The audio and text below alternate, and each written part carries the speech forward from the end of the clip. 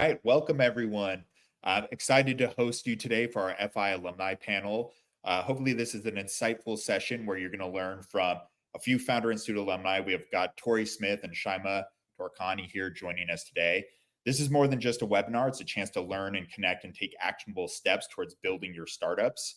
So after we do this panel, we're going to do a networking event so you can either meet with some of the alumni here or even just meet with each other. There's probably a lot of founders here on the call today that are looking to build teams and recruit co-founders. So I really recommend sticking around. We'll do some networking in the tables afterwards. But here's like a few different things we're going to cover. So what are the different types of startup companies that go through Founder Institute? What's the experience of being part of an accelerator program? What are success metrics that investors want to see? What are some of the tactics required to build a strong startup? More than anything, though, I really want to get your questions answered. It could be questions from the audience around just startups in general.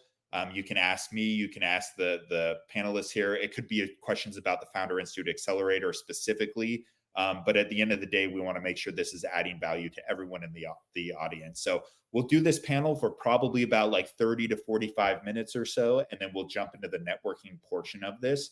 A quick introduction on myself. My name is Ryan Micheletti, head of global operations for the Founder Institute. I'm also a venture capitalist. I started the Veteran Fund, which is a $20 million VC fund that invests in military veterans building critical technologies. And I've been head of ops for the last 10 years at Founder Institute, helping us grow to 8,000 portfolio companies across 200 cities. I used to run the Silicon Valley Accelerator program, did that for 8 years. That's how Torrey and I met. And then now I run the Funding Lab program, which is our free postgraduate program that helps our alumni raise capital when they're ready. So without further ado, I would love to introduce some of these speakers. First up, Torrey Smith, co-founder and CEO of Endiotics. Torrey, do you want to say hello, do a quick introduction on your side? Yeah, awesome. Glad to be here, everyone. I make little robot pills that swim inside the human body. And, it's kind of a new way to do medicine. But something I'm really proud of is that, this is my first notebook for Endiotics, our company. And, on the first page, you can see us sketching robots. But then on, I think it's page 15, here's a night one at the Founder Institute. So that's like early January 2019. And the very first thing I have written in my notebook is Josh out. My co-founder quit on the first day. And the thing that I really appreciate about this community is we literally walked in with a notebook sketch of robot pills. And we said, we've got an idea, but we don't know how to start a company. And Founder Institute basically put their arms around us, and we've raised $21 million to date and put hundreds of these robots in people's bodies. And, we're a real company. And so I'm just incredibly grateful to be a part of the ecosystem and hopefully here to help in any way I can. Yeah, thank you, Torrey. Much appreciated. Chaima, it's great to see you. Do you want to do a quick introduction on your side? Yes. So hi, everyone. Great meeting you online. And nice meeting Torrey and Ryan also. So I'm the founder of Colloquy, which is a platform that helps students and young professionals find their compatible roommates. And it was basically based on my current experience with flat sharing. That's why I wanted to start something that is more oriented on human than on the housing. And that's where Founder Institute, I guess, popped in and helped me with all the elaboration of the project and my business. And I guess without Founder Institute and with especially with my background, because I'm a product designer, and from there I did the switch for entrepreneurship. And I guess with Founder Institute, this is where I really started enjoying entrepreneurship. Yeah. Thank you so much. Speaking of employee to entrepreneur, we actually have an employee to entrepreneur event coming up.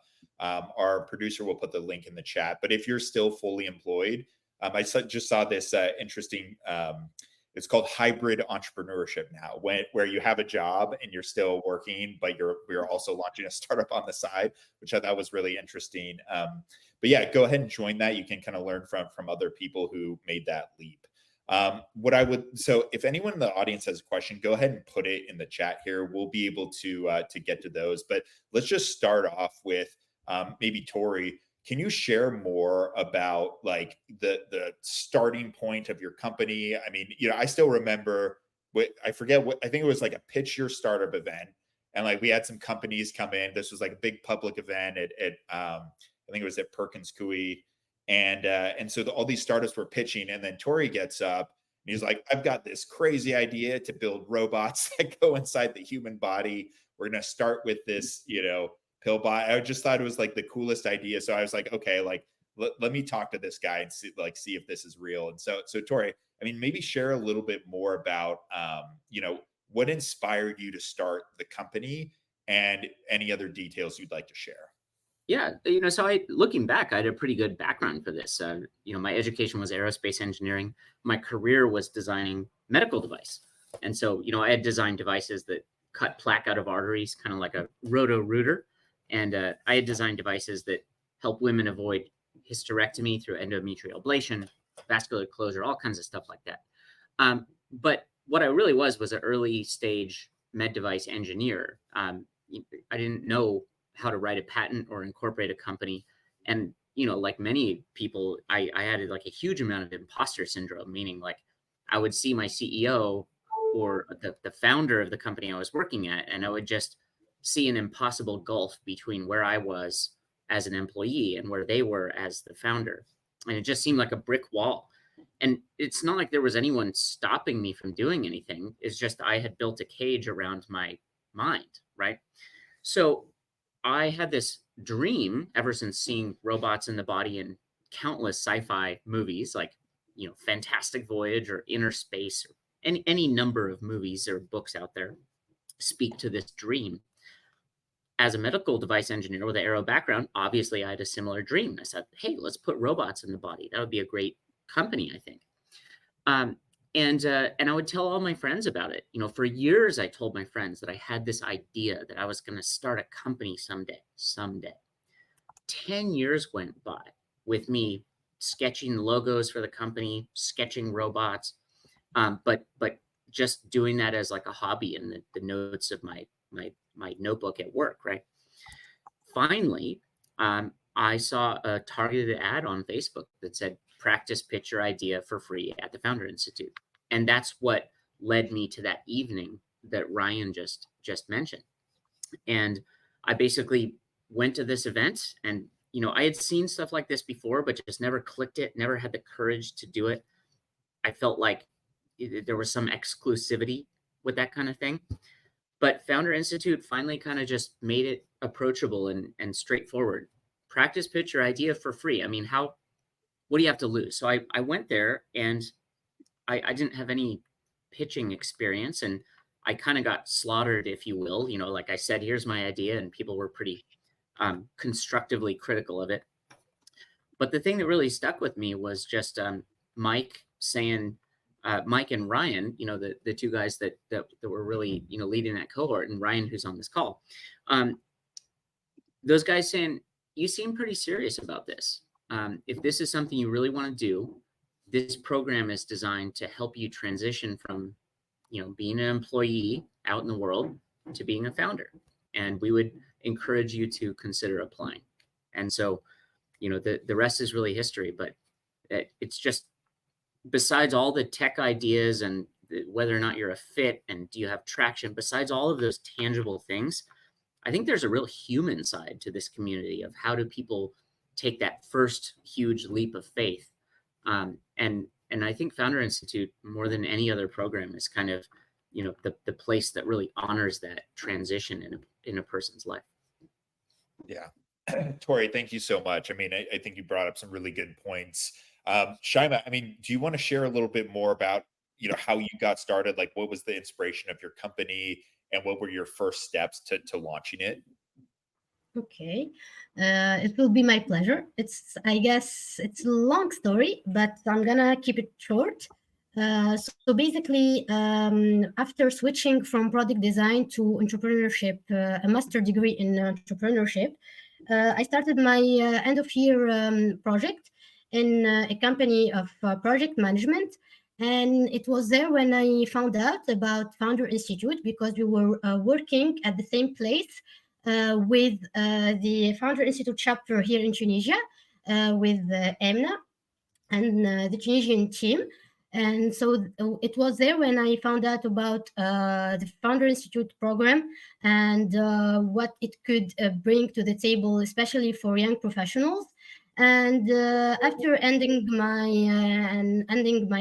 end of study project and getting my degree, I thought this is the next step, and I should join the Founder Institute, because the end of the project of my end of study was colloquy, and I thought that this is a continuity of my project, and I could really like help students here in Tunisia, because I were struggling to find a compatible flatmate, because there were solutions like Facebook groups where to find houses, but the problem was how to find a compatible one. The human approach wasn't found in the existing solution.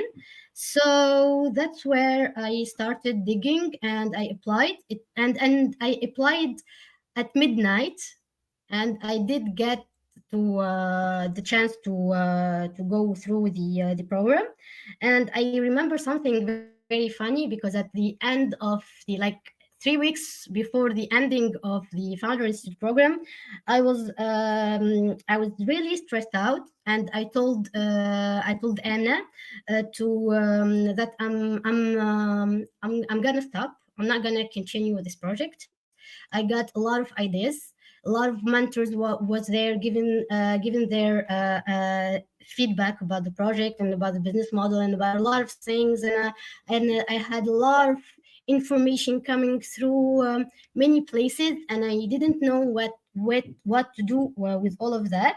But I remember that she told me, like, go back to what the reason that you chose to start the problem, and it was why I'm helping this target. And that's where I thought, this is it. I should not give up, and I should continue this path, and I don't regret it.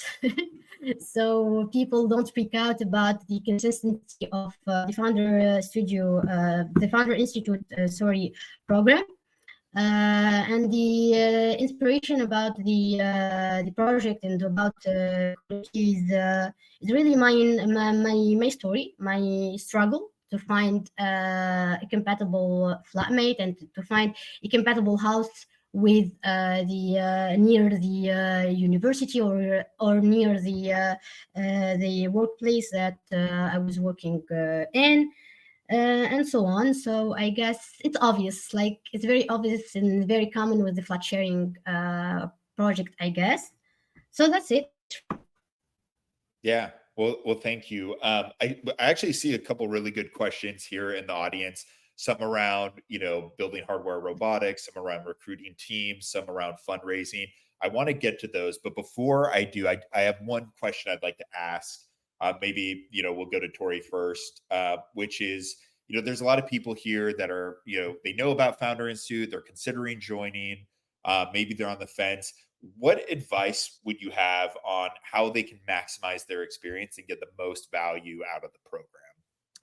The most memorable quote I have from FI is actually one of yours, Ryan, where day one, when my cohort began, you said, attention, everyone, this is a boot camp for founders. Everything is a test.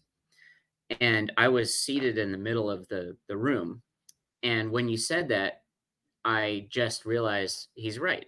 Everything is a test. This is 100% full commit if we're going to succeed.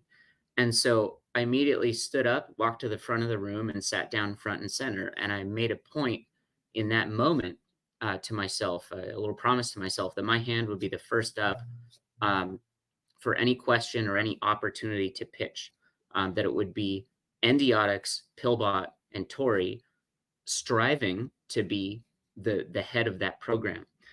Not because I want to push anyone down or push anyone else's idea aside, but to acknowledge that there will be winners and there will be losers.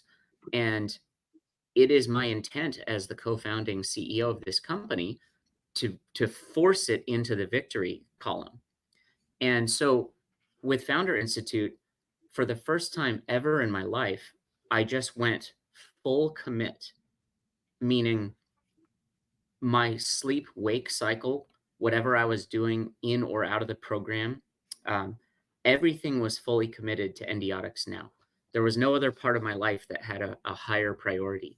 I would be willing to sacrifice anything to pursue this dream.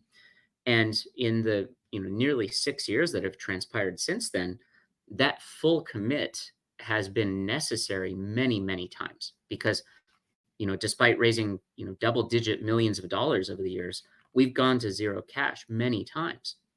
We've had critical founding members quit the company. We've had the rug pulled out from under us many times, and that's just normal. That's par for the course. And you can very quickly tell that some founders are truly serious. Like, this is their dream. This is their identity to build this company. And then there are other founders who are more comfortable. They have higher standards. They have less than 100% commitment. And usually you see very quickly those companies shake out. And so with that being said, it's Founder Institute was really the opportunity to just rip the Band-Aid off of my previous comfort zone and finally kind of step into the league of people who are really, truly engaging life. And what that means is, as someone who was 37, 38 years old when I engaged, I now on a daily basis get to interact with people who are just about half of my age, who are now nearly as accomplished as I am now, in my mid 40s. And it's interesting because I feel like half the time I feel like, oh, damn, I missed a huge opportunity. But then the other half of me is going, hey, congratulations on finally stepping up to the plate. Yeah, there's a lot of good wisdom in there, and there is a question here from the audience around making that leap, like the transition between employee to entrepreneur. I think it might be a good time to ask, and then Chaima, we can include this on your side too. But you kind of burned the boats and just went all in on Endiotics pretty quickly. What was that transition like going from employee to entrepreneur? And what were some of the things that you struggled with? What were some challenges? And looking back, is there anything that you could have done to make those challenges a little bit easier? Well, Yes, the neat thing about sorry, Chaima, why don't you go first? yes, go ahead, Torrey. I guess I'm gonna learn a lot from you since you raised money, Torrey. I didn't raise money yet, so I guess the floor is yours. In that case, I'll be super fast. Founder Institute helped me because it was a forcing function. I didn't have the self-confidence to, on my own, do some of the things that I had to do in Founder Institute. So I got a homework assignment one week, which was incorporate your company by next week or you fail out of the program. And so I went ahead and took that seriously because Founder Institute fails you if you don't do what you are instructed to do. But they also said, hey, Perkins Coie has a package deal. They could probably make this easy for you. And so Founder Institute gave me both the instruction and the tool to go do a critical thing. Another homework assignment I got from Founder Institute was quit your job by next week or you fail the program. And it was interesting because I actually somehow managed to get fired that week. But then with all of the forcing function and self-confidence that Founder Institute was insisting that I channel, I sat down and I didn't cry or freak out or get nervous. I said, I understand what you've done here. I'd like to acknowledge that, I haven't been the perfect employee, but also let's acknowledge we've done some amazing things together on this device. And that I've kept a pretty positive attitude, even when, say my depression was getting the best of me. I'm grateful for that severance package that you've offered of 1 month. And what I'd like you to do, if you don't mind, is could you go to the boss and ask him to quadruple it just to ease my transition? And I don't mean to be arrogant or mean in this request. And they were like, what? But I was polite, but I was professional, and I was kind of speaking the new language I had been taught, and they ended up doubling the severance instead of quadrupling it. And so you don't get what you don't ask for. And then the last thing is when I was invited to participate in Founder Institute's funding lab, just weeks after that, one of my next homework assignments was raise $100,000 this week or you fail out of the program. And we did, right? And and so that's kind of the amazing value of a forcing function like this is basically FI will be like, okay, tell me your dreams. Are you really serious? Do you actually want to do this? Are you willing to commit to it? And if you can check all those boxes, then you get this incredible support. But it really is only valid for people who are ready to take that seriously. Yeah, and I just to add one layer to that, and then Chaima, I'm really curious to get your thoughts. That's part of the benefit of taking a program, right? It's like maybe you're not sure if you're serious, and maybe like it's hard to know if you're, serious as well if you don't know if you've got a really strong idea. So that's where, I like to call it the dojo, right? Like Founder Institute's a dojo where you could practice and you could like get beat up a little bit, but you learn a lot. And like you can make that decision of like, does it make sense to go full bore into this? Or, hey, I learned some really incredible things. I'm going to pivot now and I'm going to focus on building it in this other way and then either come back to the program or push forward with the pivot. But Shima, maybe let's work backwards a little bit here. What was your transition like going from like employed entrepreneur going more full time into your company? And then like what advice would you have for founders going through the accelerator program? Okay, so first of all, Ryan, I'm not fully on Coloki, so this is thing that you should know.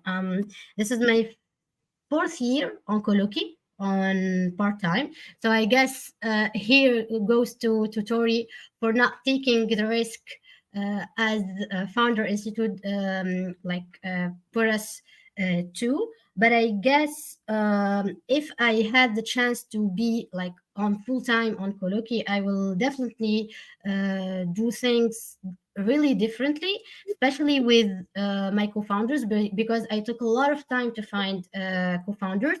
I didn't take that thing very seriously because I thought, no, I can do it by myself. I'm a strong, independent woman, especially that back then when I started, I was really going through a heart depression, let's say, and after Founder Institute, I guess I got through another depression, but another type of depression because of a lot of the work that I had to do.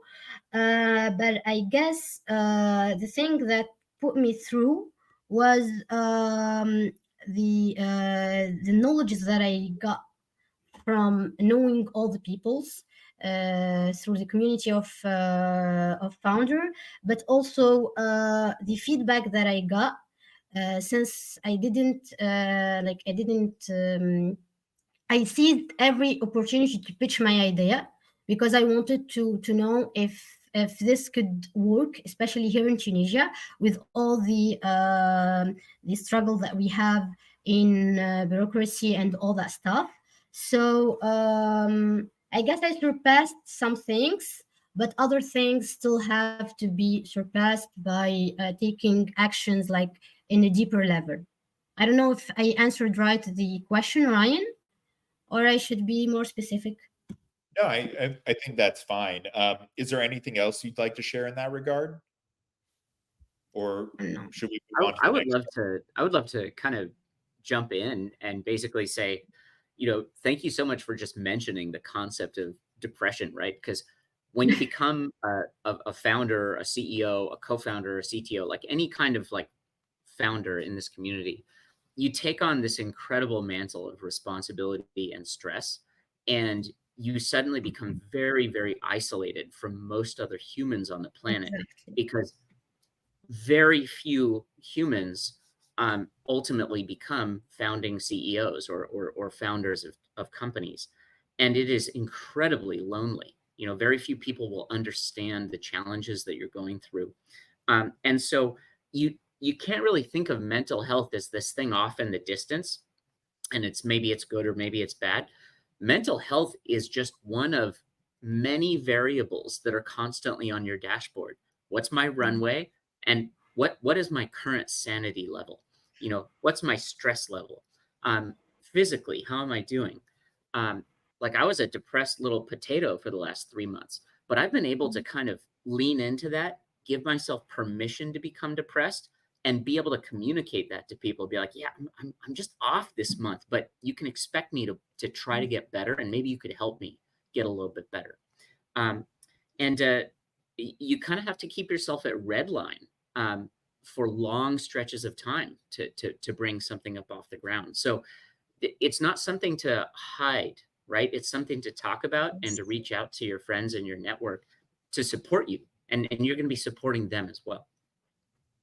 Yeah. Yeah. I think that mental health is such an important topic. By the way, Torrey, send me I've got a gift for you. Send me your address, best place to send it.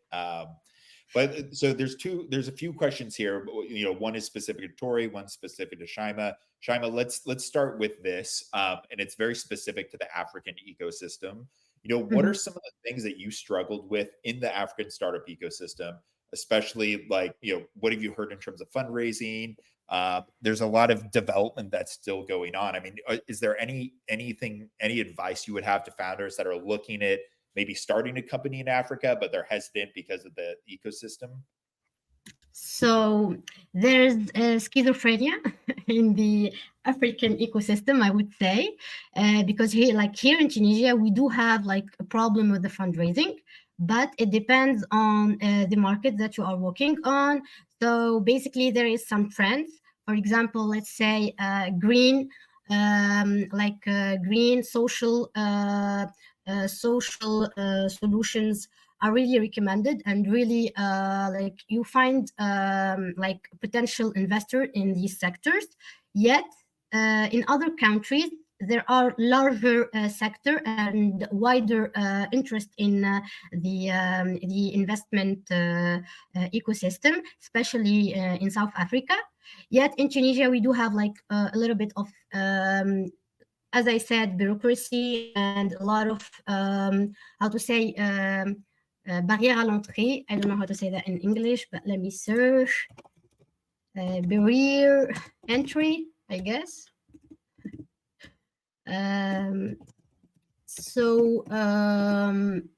But I guess also that the thing with fundraising is it really depends on the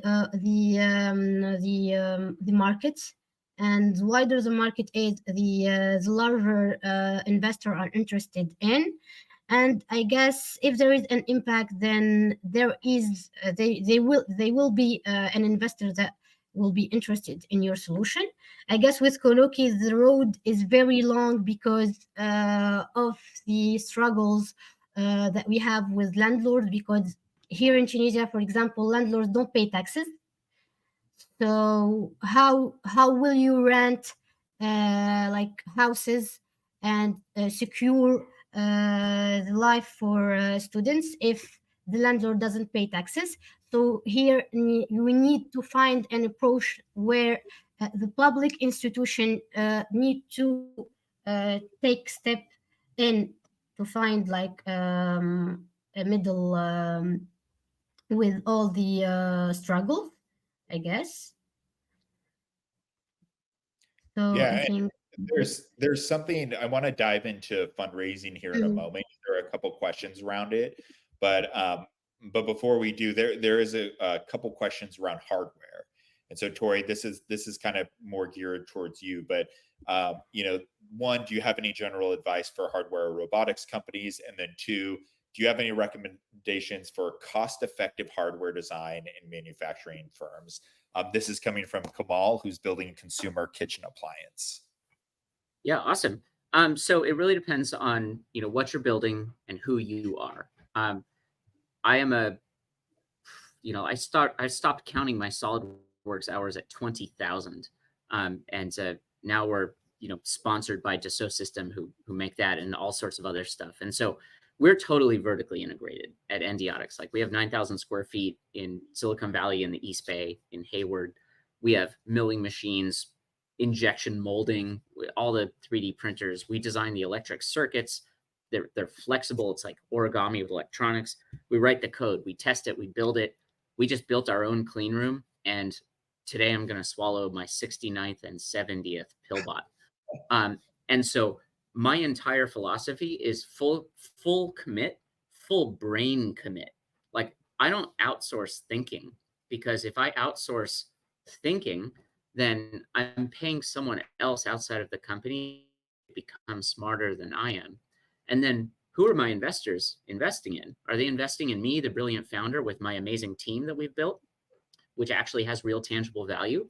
Or are they investing in a slide deck and someone else's team that could build it? Because if that's the case, then maybe just a better slide deck and a slightly different contract manufacturer is a better investment than you, right? So I don't want to rain on outsourcing and contract manufacturing and all that, because it is a real part of the ecosystem. But if you just have like an idea and you're getting other people to build your idea for you, it starts to get kind of iffy. Your differentiation and your defensibility start to really fall into question. And so, like, if you're making a weird, crazy kitchen appliance, you better have some version of that, with cardboard and spray paint and duct tape and glue, riveted together with pop rivets if necessary, or 3D printed. Like, be building your thing. If you want to speak my language, that's all I can say. But take it with a grain of salt, because there's a lot of interesting layers to that, especially as it comes to fundraising. So for example, like,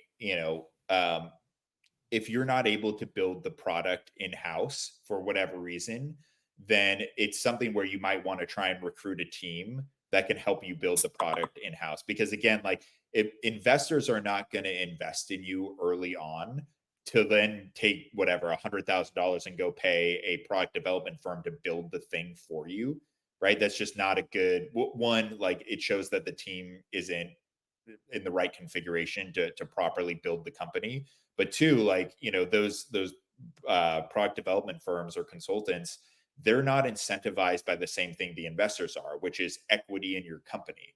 So investors want to invest in you when you're growing the value of your company. They don't want to invest in you when you just need to go and build the product, and especially when that's going towards someone else. So we can dive deeper into the mechanics of fundraising. I think that'd be a natural transition here. But before we do, I want to make sure we get any other just kind of general questions here. I'm reviewing the chat. There's some good questions that are kind of more like rapid fire answer that, I could go down this list. So let me just kind of see here. Can FI help with recruiting tech talent team instead of a co-founder? The process to recruiting your early team members and early co-founders is actually fairly simple. And at the end of the day, it comes down to meeting a lot of people and building your network, which is something that we're especially good at doing. I mean, Torrey, Chaima, like, you went through the program. How many mentors did you meet with? And like, how was FI a network multiplier for you? It's incredible. I mean, like, I can't understand why I wasn't going on LinkedIn and Twitter and now X like crazy, building my network. It took me a while to really take that seriously. FI forced that into action. And like, our cohort, although I got in the front and I put my hand up and I, became class president and all that stuff, it didn't mean I was trying to push my other guys and folks down. It meant that we became like a family, and we would have, someone would have a terrible week. Someone else would step in and help them complete their homework. Someone would have to fly to a different country to get some immigration paperwork dealt with. People were gifting airline miles, and just anything to help these people build their dreams. And basically what we got out of this was incredible intimate network.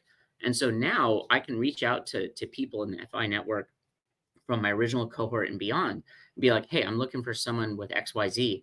And you'll get very, very powerful intros coming in rapidly. So it's a great community to sort of meet potential co-founders and then just people who can help you build your company. Yeah, thank you, Torrey. Chaima, anything you'd like to add to that? No, same goes for me as Tori, because with Founder, I started to have a network. I didn't have a network before. I didn't know what network was the meaning of network. Yeah. Um, one area I'd like to dive into, because Elena asked a question here around like what kind of companies do we like to invest in? Can you share with us the investment mind setting? And I think there's some, especially for me. I mean, when I launched my first startup, 15 years ago, I had a completely unrealistic expectation of what fundraising meant for startups. I thought you could just go out with a pitch deck and raise like $2 million, and like there's money out there. And unfortunately, or I guess maybe actually fortunately, that's not the case. That's not how fundraising works. So I'll just run everyone through like a quick high level overview. So in order to raise capital in general, right, you need to be full time on your startup. You need to have a team, which ideally it's like one or two co-founders or early team members is fine. You need to have a product built, and you need to have some traction or validation for that product. Once you have those things, and there are some exceptions, right? Like deep tech would be an exception where maybe you need money to build a quantum computer or something like that's very technical. But really at the end of the day, like you need full-time team, product, traction, right? And so if you need to raise money to achieve any one of those three things, you're not focused on the right thing at the right time. And what Founder Institute does is it helps you focus on the appropriate next step based on your stage that will eventually enable you to get to this level, whether it's building your product or building your team, to be able to then go out and fundraise. Now, some companies decide to bootstrap, and I'm a big bootstrapping fan, but some companies need capital to grow, and there's a big difference between the two of them. But it's important to understand like which path you're going down, and then like how do you build your company in the right way to achieve those goals. Torrey, I mean, you've gone through the fundraising ringer, right? Is there any advice you'd like to share for founders who are maybe at that like very early stage and they haven't fundraised, and they're still maybe MVP-ish? Yeah, absolutely. So my whole perspective is going to be through what is venture backable and venture scalable. So, you know, big ideas that could explode and change the world, if you will. I have less knowledge or expertise on smaller things that could become a good sustainable business, but aren't necessarily trying to like 10 or 100x some variable. So I'm over in the disruptive side of the mindset. Um, and so in my little corner of the world, which I'd like to make a very big corner of the world, um, it's all about how quickly can you accomplish this? Because if the idea that you're pursuing has value, then many other people will have that same idea, um, and they will all be pursuing it. And the question is, can you plant the flag and be the first, or be a fast follower and be the true winner? Um, we're trying to be the first and become the real winner. Um, and so we're doing this really hard thing, tiny robots that move in the body and do things like microsurgery or diagnostics. Um, and if I spent the next 10 or 15 years working on it, bootstrapping it, then how am I to expect that I'll be the first to actually bring it to market?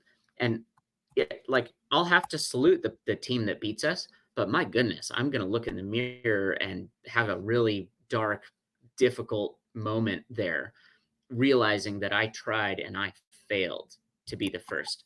So venture capital is what speeds you up.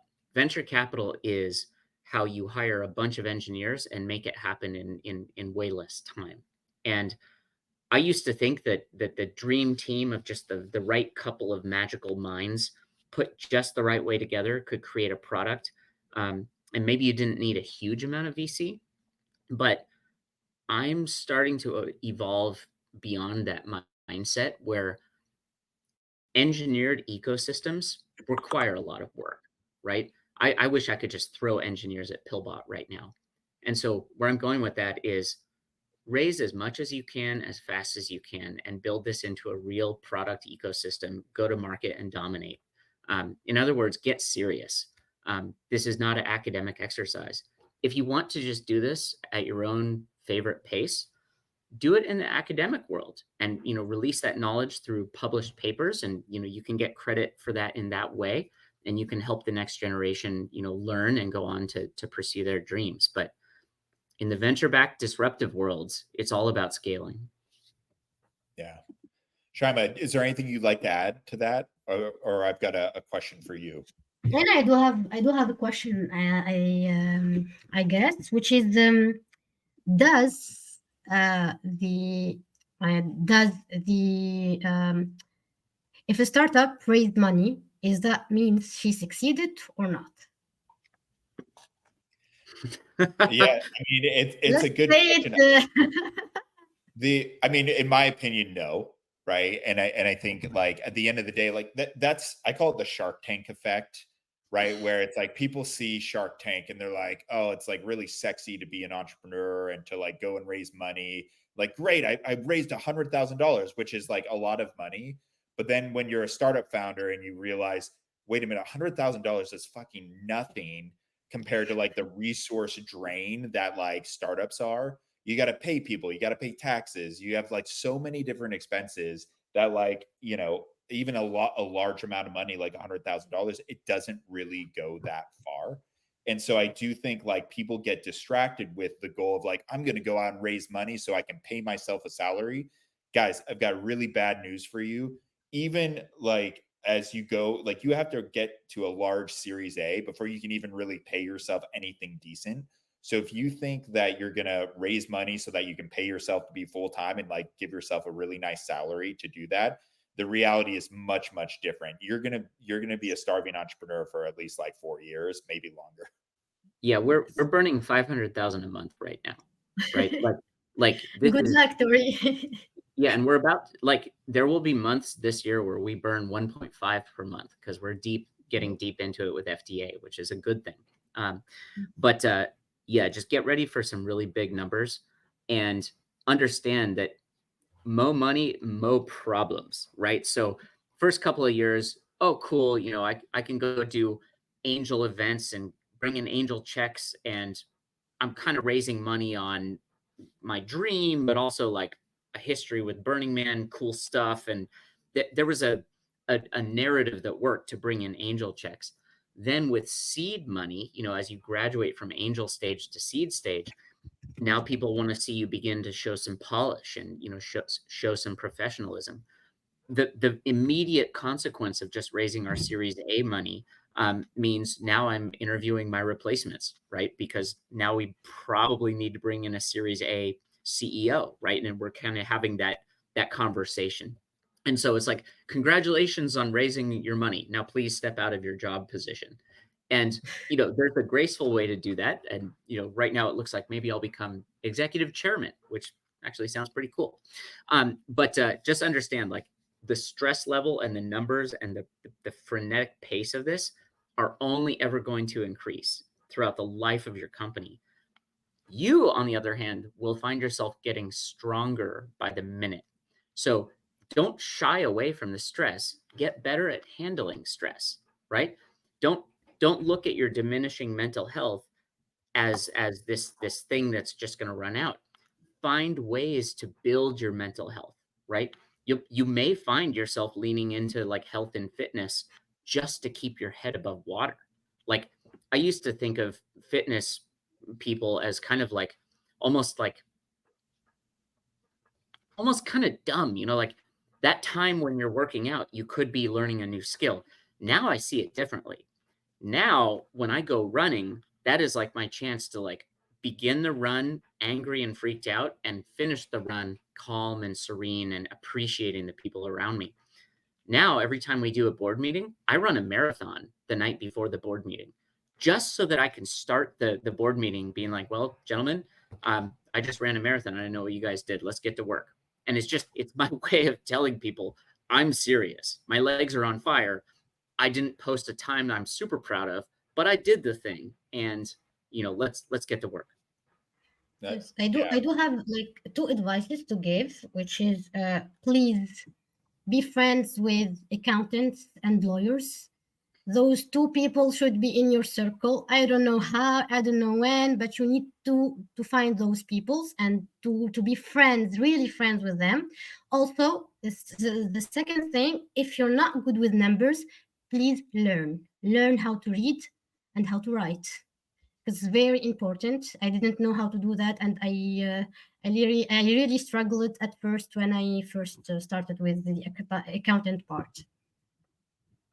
Yeah, and to highlight something, and then we'll go to like final questions here. Don't get distracted with fundraising yet. One thing that I think every founder should have is a North Star. And again, this doesn't work for certain types of companies and certain types of founders, but I think it probably will work for at least 80% of you on the call today. Your job is not to go out and raise money.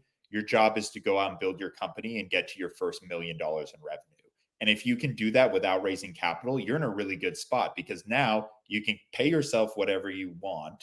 You can pay your team. You've got resources. You've got runway, right? And you've built the company to where it's like very appealing for investors to come in and fund you. But you could keep bootstrapping, or you could go out and raise capital, in which case like you're raising from a position of strength. And so like don't think like your job is to go from like, building the product to raising capital. Like if you need to raise capital to get to your first million in revenue, okay, it makes sense to go and do it. But don't take your eye off the prize. It's really about building a great company. And in order, the first like really, really big milestone for you is to get to your first million in revenue. So let's go ahead. I've got final question here, and then we'll wrap the networking piece. Maybe Chaima, let's start with you. What's one key message you'd like to share with the audience that they can take away about being an entrepreneur?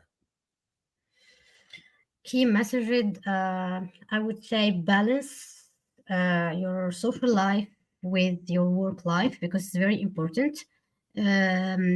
Please find time to your friends and your family. It's very important. At the end of the time, those are the people that who believed in you. So you should not let them down, or I don't know, pretend that they don't exist. I guess this is the most important lesson that I've learned from my experience, my first experience. Torrey, what about you? What was like one piece of advice you'd like to share? Well, founders in my mind are like the rock stars of the business world. And so picture a rock concert. So for me, it's going to be like Metallica in Moscow or something like that. So I just 75,000 people in an arena, 3 people on stage, say 25,000 to 1 ratio between employees and founders. 25,000 to 1 ratio. So you have to ask yourself, like, okay, that's gnarly. In a crowd of 75,000 people, in a crowd of 25,000 people, what makes you so very interesting or weird or special, right?